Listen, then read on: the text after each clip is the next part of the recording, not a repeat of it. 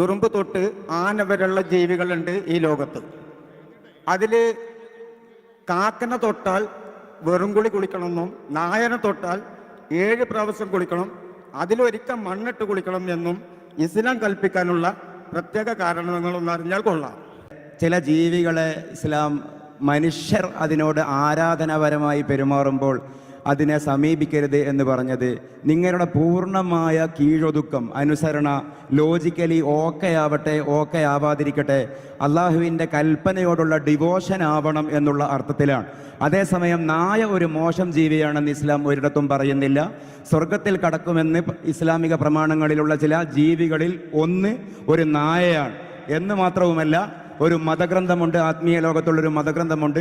ആ ഗ്രന്ഥത്തിൻ്റെ പേരിതാണ് കിതാബ് ഫളിലിൽ കിലാബി അലാമൻ ലബിസ സിയാബ, അല്ലെങ്കിൽ മിമ്മൽ ലബിസ സിയാബ.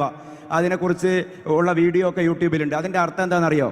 പട്ടുധരിച്ച മനുഷ്യരെക്കാൾ പട്ടിക്കുള്ള പ്രാധാന്യം. ഇത് ആത്മീയ ഗ്രന്ഥമാണ്. എന്താണെന്ന പട്ടിയെ റെസ്പെക്ട് ചെയ്തത്?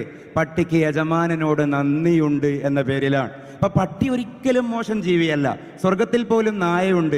അതേസമയം മനുഷ്യർക്ക് ലോജിക്കലി ഓക്കെ ആവട്ടെ ഓക്കെ ആവാതിരിക്കട്ടെ, സയൻറ്റിഫിക്കലി ഓക്കെ ആവട്ടെ ഓക്കെ ആവാതിരിക്കട്ടെ, മതം എന്നുള്ള നിലയിൽ ദൈവത്തിൻ്റെ കൽപ്പന അനുസരിക്കുക, അതാണല്ലോ മതം. അതുകൊണ്ടല്ലേ നമുക്ക് ഒരുപക്ഷെ ഹെൽമെറ്റ് ഇടാതെ പോകണമെന്ന് തോന്നുമ്പോഴും ഗവൺമെൻറ്റിൻ്റെ ലോ പാലിക്കുന്നത്. ആ ലോജിക്കാണ്.